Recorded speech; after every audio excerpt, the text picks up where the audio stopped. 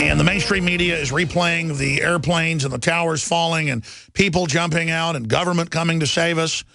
Meanwhile, I knew at the time, because I studied history, that under Jimmy Carter and Ronald Reagan, and I'm not blaming Jimmy Carter or Ronald Reagan, when we say that, the intelligence agencies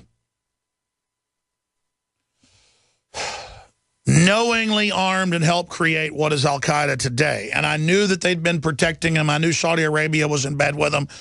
I was told by intelligence assets like Steve Pieczenik, who ran basically Army psychological warfare out of the State Department. He ran the Camp David Accords on record.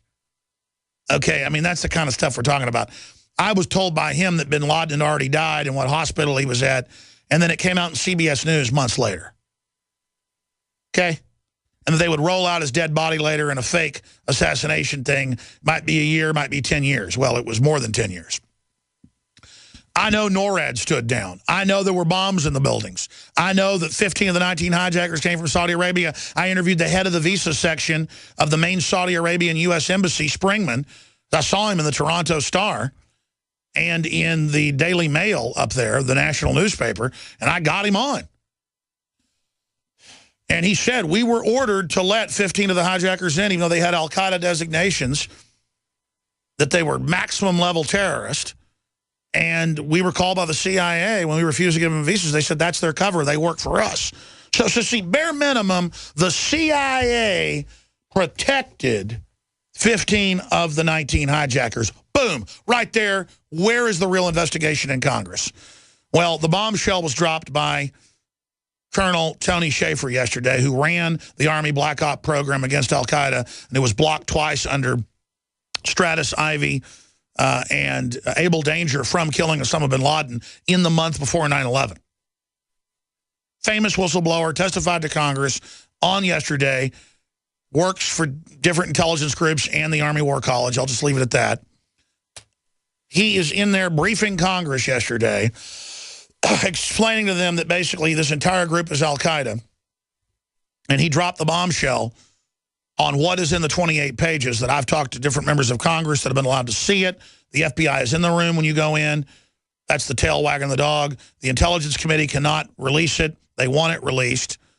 It exposes both Obama. It exposes, even though it happened before Obama got in, the same Democrats under Clinton that are running Obama today and the neocons under Bush knew Saudi Arabia was in charge of the hijackers and covered it up and wouldn't let other agencies stop 9/11, if you believe the official story, even at that limited hangout level, because it would embarrass the Saudis.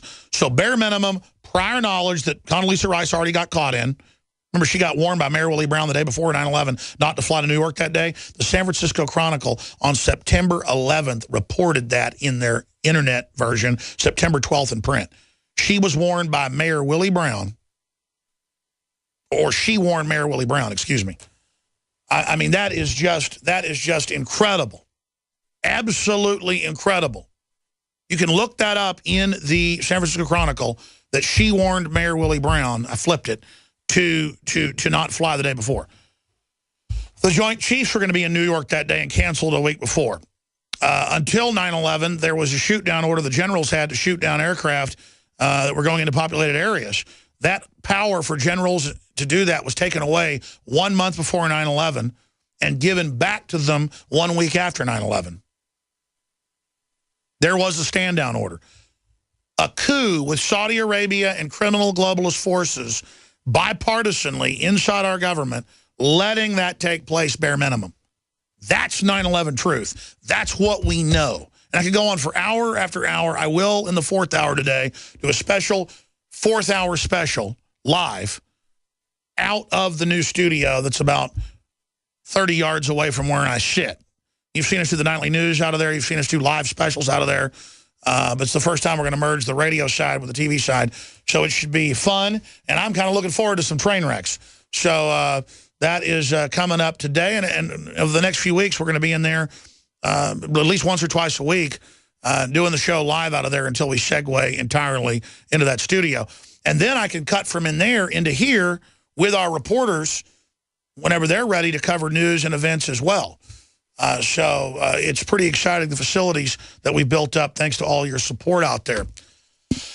There it is, San Francisco Chronicle. Willie Brown got low-key early warning about air travel. By the way, they changed that headline later. That was September 12th. It was Mayor Willie Brown got warning not to fly September 10th was the original headline. Was warned not to fly September 10th to New York. But then they spun it and went low-key, because it was such a big deal. Getting back to what Colonel Shaffer said, then we're going to Joe Biggs and Leanne McAdoo in New York City.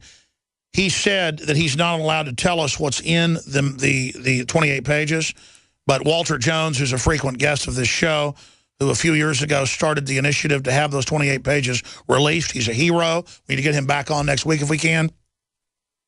Now that I think about it, he'd have been perfect to have on 9/11.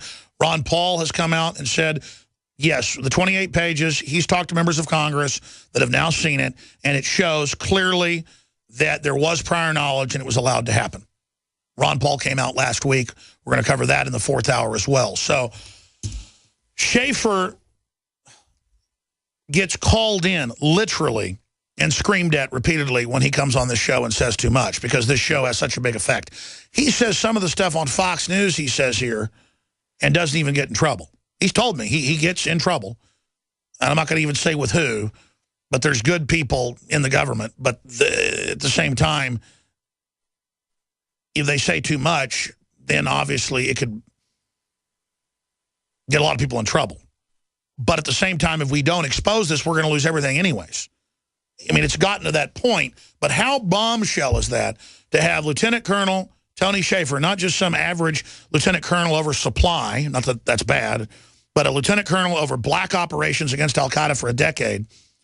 And he got into that because previously he was involved going in and killing them himself in caves and facilities all over the Middle East, saying our government's arming al-Qaeda, all the Syrian rebels are al-Qaeda, ISIS is al-Qaeda, and that memo says that Saudi Arabia was involved and our government covered it up and knew beforehand. Exactly what Sibel Edmonds, the FBI NSA translator, whistleblower, said. It's criminal elements of our government running kids, drugs, weapons, you name it, with al-Qaeda.